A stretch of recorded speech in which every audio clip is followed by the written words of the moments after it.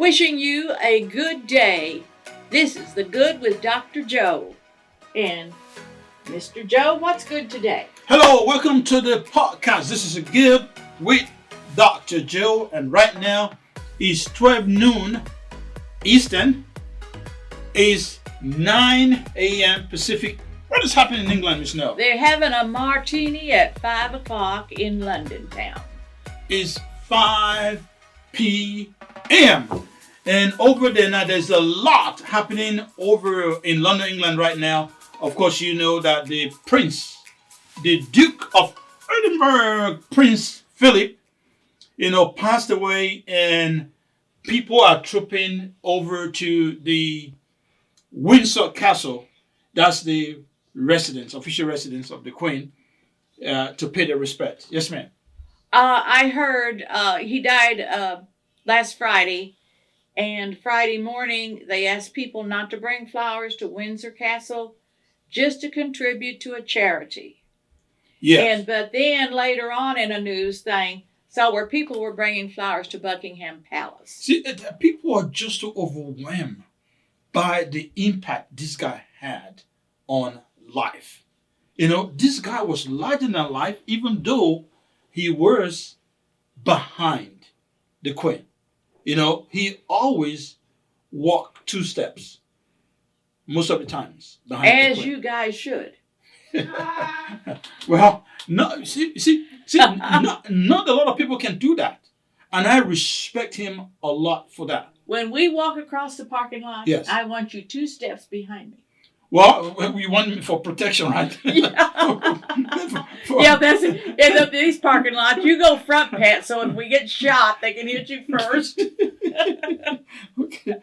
Well, the guy though, I mean, even though he was a very masculine guy, of course, he was in the Navy, he was in the military, and even with all that, he took all that and put that aside and decided to just support the Queen, support his wife, but behind his wife.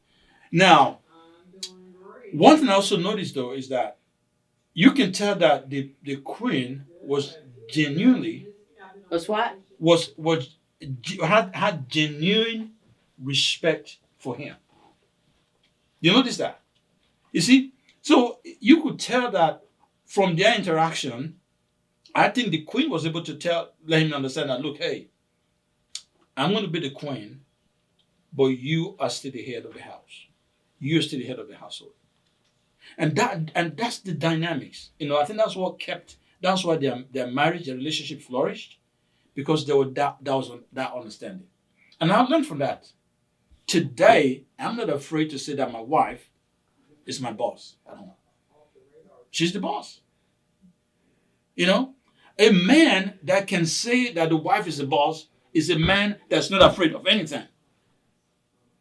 Well, what you're saying is basically it takes a lot of guts to say your wife is boss. However, the Bible says a man should be head of his household. Of course. The man being the head of your wife being the boss doesn't mean the man is not the head of the household.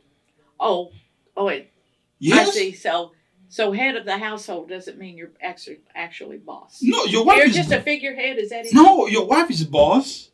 But let's look at this. Look at operations manager. Operations manager does respond. He runs the operation. That's it. That's exactly that. If you understand and the that CEO's connection, a letter, just a figurehead. the CEO enjoys the ambience. He gets the money. He gets the money. I'm not going to say get him. I'm saying he gets the goods. He gets the money, and the head of operations does all the work. That's how it goes. So the wife does all the work. Because the wife is the queen. So that's why he's doing the work. Who do you think was doing the work in the palace? No, I think the wife was doing the work. The man was supporting her. She had, she might have 30 to 40 appointments in one day. See? She, the Queen of England, I don't know about now, but she worked very hard. Yes. She was not a person who just enjoyed the status, but she got out and worked. She worked every day of her life. They both work hard. And by the way, we have on standby We have an international correspondent right now in Windsor Castle. And from time to time, we're going to bring him and to give us some perspective, some live view of what is happening over there. Please watch out for it. When he calls in, let's go ahead and take that call and get him in, okay? All right. So this is the Good with Dr. Joe. We're on Instagram. Every Wednesday, we broadcast live, 12 noon Eastern Time. We are on YouTube. We are on Spotify. We are on Apple. We are everywhere. So just hashtag the Good with Dr. Joe. What we're trying to do is bring the good in everything. Yes. Now, do people think that she might retire now and let William step in? Sure. Okay, I think they're ready. Can we bring them live from England? So let's go ahead and bring them live from England. Okay, can we? Okay, yeah, you probably need to touch that that thing there to bring them in. All right, yeah. So if you're hearing, can you please come through, please. London, we're ready for you. Hello. Thank you for joining us live from London. Can you say hello, please? Hello, how are you? Oh, thank you so much. Thank you for joining us live. So we've just been talking about the Prince Philip and the Duke of Edinburgh. Do you like the prince? Do you mean the prince? Do you know the prince? Yeah, he was just talking. He wasn't next in succession because the Queen was in succession to the throne after King George VI passed away. Yeah, but he didn't know that the Queen was going to be Queen when he married her. Yeah, also he didn't know what was going to happen because he doesn't have the crystal ball to see what's going to happen. So he was able to humble himself. That's what you like about him. Yeah, he's able to humble himself, and also because he's really well liked around the country and the Commonwealth, generally. Yes, so the point. So you think he was more of an international prince, right? Because it's not just the United Kingdom. Yes. The Duke of Edinburgh Award, for instance, the Canadians do it. Yeah. The Australians do it. Yeah. The Africans do it. So he's an international kind of person, right? Because he did originally come from Greece. Yes, that's what is even more fascinating. Wow, he originally came from Greece. You know that? Was educated in Scotland and was somewhere else. I can't remember exactly, but he's travelled. He's sort of well travelled, and he did have 4 sisters. But we didn't hear much about it. Only heard in the last week or so that one of them died in an accident. Yeah, that was really frightening. They had the flu Greece when he was a baby. Mm-hmm. He was a baby in arms. That's what I thought as well. They had I the never flu for knew their the lives circumstances. and went to Germany. And for him to have given up his naval, his entire Germany naval or France? career, what do you think about Germany was where he got his education. education. It's really his decision. I mean, serving the Queen and country, in a way, he's done quite a lot for the country. I mean, he's also did the Duke of Edinburgh Awards while he was I can't remember exactly how long ago now, but he did that. And he even presented TV programs. I'm too young to remember that. Okay. I'll say that's in 96. I'm too young to remember. And that's what they So said it was on the really news. I don't know if it's true or Yeah, not. so it was No, very What I had understood. just said, I said I heard it on the No news, so speeches, I he don't know just if spoke it's his true or mind. not. Yeah, sometimes he That's said. what they Sometimes he said. Well, sometimes he made a few gaffes. Yeah, but it's better I know what you think about me than for me to think something else. Obviously, I've been living in Windsor since 1966, and my family is part of. It's my neighbour, really. Wow. Heard all that on the news, Mhm. and she also, the Queen, is also related. I think the way it goes, she is related on Queen Victoria's side, Mhm. and Prince Philip was related on Albert's side because he was raised in Germany, Wow. and he was a two greats grandson of Queen Victoria. Wow. So, but anyway, just like we said, we are dedicating our podcast today to the great and industrious, outstanding life led by Mr. Prince Philip.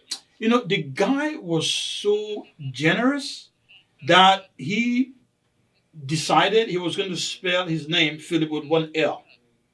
A lot of Philips will have 2 L's in the middle. What difference does it make? I mean, it's being conservative. He loved nature, saving life, saving land, saving plant, all that. one L, that was, you know how many trees that would save per year? Every time you write L with two L's, you more people. So, Spare me. Wake up, Miss No. Spare me. We're talking. Is that reaching? That is really reaching. We're talking about somebody who loved nature, you know, who was so conservative. In I love nature too, but I'm not taking an A out of my name, for God's sake. It would help. It would help, you know. Yeah. Anyway, that's some fun facts. It'd taken about 500,000 years to help. Yeah, some fun facts. Okay, so now let's talk about some vacation ideas. You know, for summer's here.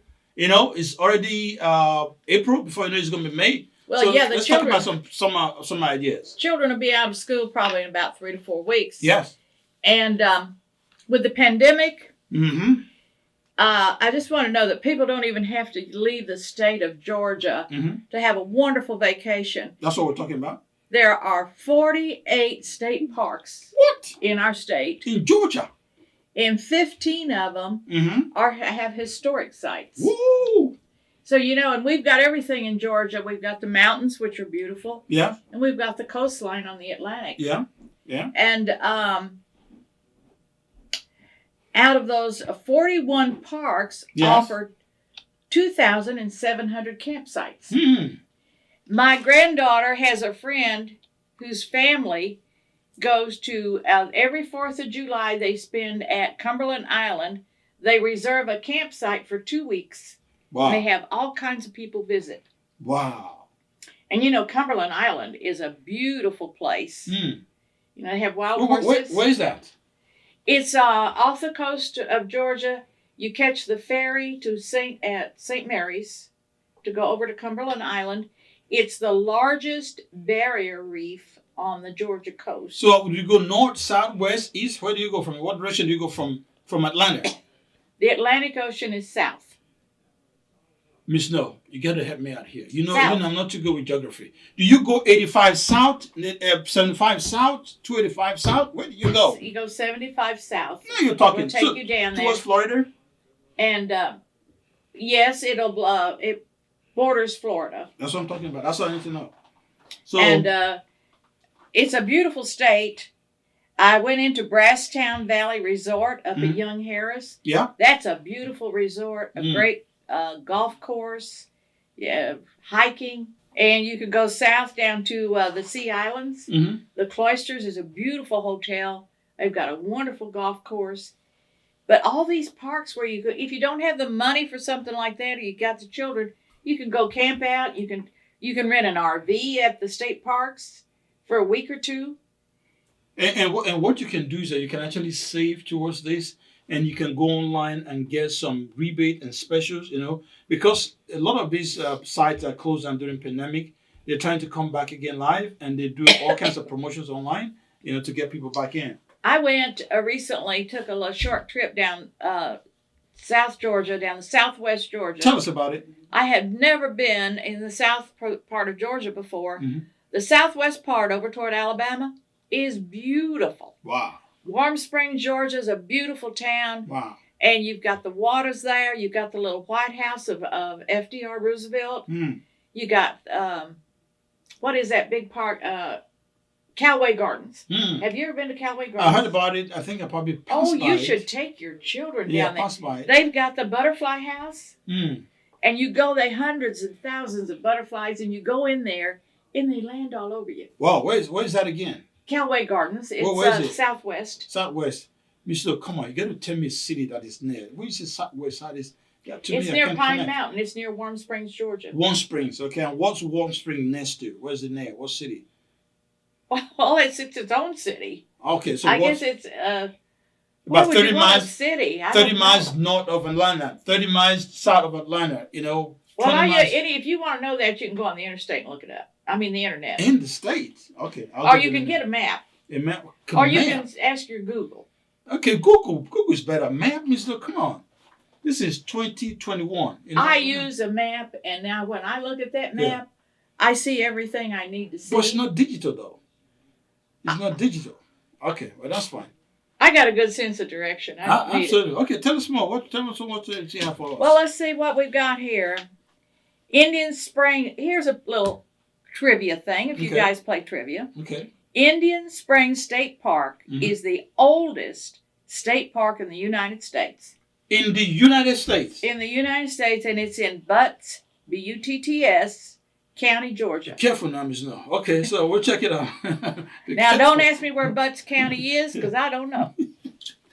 And Don Carter That's a real county, right? Okay, go ahead. Don Carter's the newest state park, which is in Hall County by Lake Lanier. Okay. And by the way, Lake Lanier, Yeah, that's have you ever been on Lake Lanier? I passed by it. Lake Lanier Yeah. is a beautiful lake. Yeah. Used to have a boat up there. Yeah. It has over 900 miles of Water? shoreline. Wow. No, you can't do water by mile. Yeah, but if you have the rivers, you have to measure it to see, you know. It's the largest lake in Georgia. Okay. And it's they have sailboats up there. They have houseboats and they have yachts. You used to have a lot of accidents there. Yes. You know, lots. But you don't want to eat the fish out of Lake Lanier And people anymore. drinking and boating at the same time. That was like an epidemic at that time. Oh, there's people drown up there every year. Yeah, that's not right. But it wasn't as crowded when I had my boat up there as it is now. But we used to go out and fish all the time. We need to go one day. Go out in a boat and just maybe summertime. But we'll have to hope that we don't have any drunk. You can go rent a boat and go out on a pontoon. I see. Have you ever been on a pontoon boat? No, Miss No. What would I be doing? Well, your children would love that. Okay, That's well, a great way to spend a day. I have to ask them though. To go up and you can rent a boat. Yeah. And now here, Brasstown Bald. Okay. We've done the water. Let's do the ocean, the mountains. Okay. Brasstown Bald is the highest peak in Georgia. It's 4,784 feet, Wow. and it's 15 miles from the center of Hiawassee. Hiawassee. Hiawassee is about a 2-hour drive from here. Then you got Helen, which is Little Germany or Bavaria. Yeah, I've been to Helen. It's where you get it's some always good cold German though. food. It's always cold in Helen. Cold? Yeah. The weather there. Not if you go in the summertime. Oh, it's still with the trees and everything, it's still cold. It's always colder in Helen than most of the places. You know, but those are warm places to go. All right, so very soon we're going to be it's already 12:19. So we're going to start taking questions. If you have any questions, you have a comment, you have a question for Ms. No about where to go for summer vacation, or you have a question about Prince Williams and Prince Philip and what's going on with Prince William. I'm wondering how Prince Harry and Williams, how they're going to gel during this occasion of the celebration of life for their grandfather. But anyway, the number to call is 678-708-4567. 678-708-4567. Can we get the phone, please? Let somebody bring the phone, please.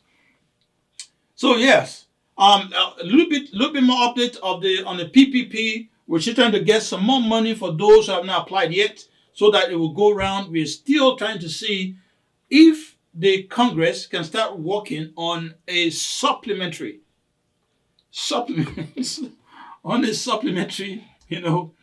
package for those who are still struggling with the application. I mean, no, really, in some communities, the infection rate is beginning to creep a little bit higher again. You know, people got to leave. People got to leave. People got to eat. Businesses, you know, yeah.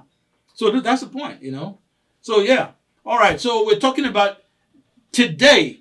We are dedicating our podcast to the life of Prince Philip. That is a guy that sacrificed so much for not just the British people, for Commonwealth and countries across the globe. And one real impact that he had on my life was the fact that he was able to stand, being as masculine as he is, able to stand behind his wife and walk 2 steps. I mean, I'm a man. You men, you know how hard that would be for you to step aside and let your wife be the boss. I tell you, when somebody else has got the money, it's pretty easy. Well, how do you know he didn't have the money? He didn't have the money she's got. Okay, well you get. And she had the power. Well, money's not everything, but the thing though, it gets close. Money is not everything, but you could tell that even Queen Elizabeth had utmost respect for the man. I think Queen Elizabeth Yeah. loved her husband. Mm-hmm. I think she respected him. Mm-hmm. And I think she kept him in line really well. And I would say they kept each other in line.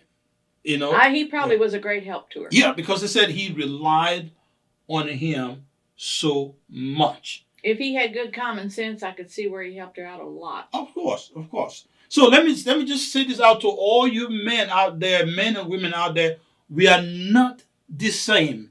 You bring your part to the table. There's something you bring to the table. You got to recognize what you bring to the table. You have to recognize your limitations. You have to respect your other partner. You have to be able to support your other partner. And if it demands that you do it, take 2 steps back, either behind your wife or behind your man.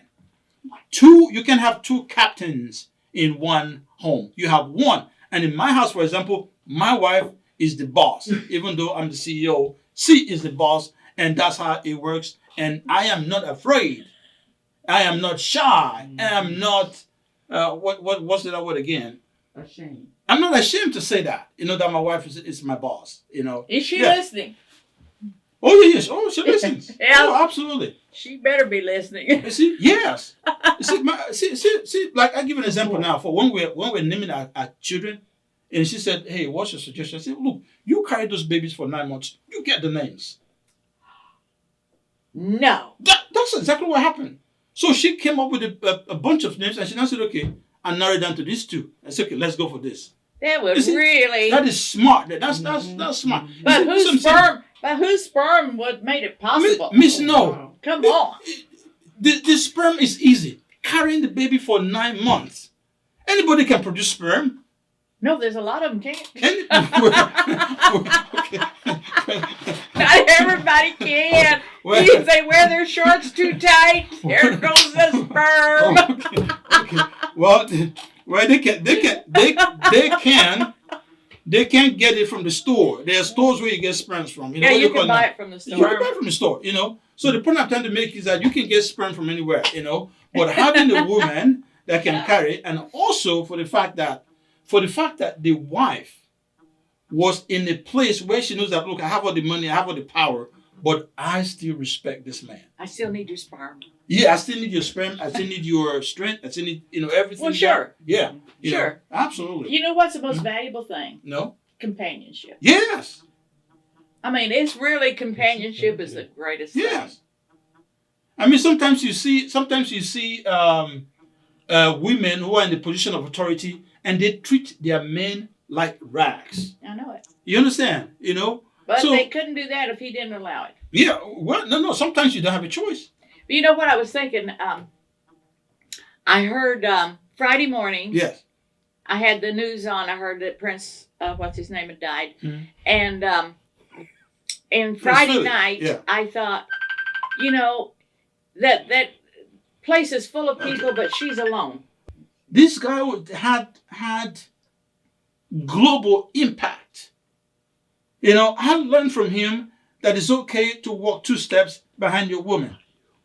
And for the men too. If you make your woman the queen, she would not have any problem making you the king.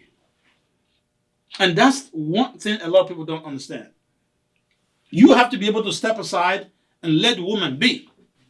You let the woman be so that things can go. But anyway, we're all out of time. That rabbit showing right there shows that that's a cue that we're out of time. Rabbit. All right, thank you so much. So join us next week. It's The Good with Dr. Joe. We are on Instagram, 12 noon. On Wednesdays, we do our podcast. And then we have our YouTube channel. We have the Spotify. We have the Apple. We have Google. We're everywhere. It's just #The Good with Dr. Joe. Thank you for tuning in. Thank you for your time. Any last word, Ms. Nell? Hasta la vista. Pasta la vista. Is it pasta that I keep missing? Hasta la vista. Hasta. So are you sure it's hasta la vista or pasta la vista? Pasta la vista. Who said pasta la vista? Was that? I don't know. I never heard that. I think that was Arnold Schwarzenegger. Who? Arnold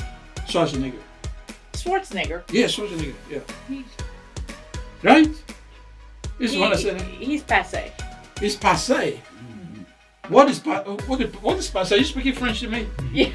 That sounds like French, man. I just went from Spanish to French. Yeah, you went from Spanish. Ooh. So hasta la vista is Spanish, and then from there you went to French. Passé. Yeah, passé. Okay. He's passé. Oh, all right. All right, guys. Thank you so much for joining. We'll see you next time. Hasta la vista.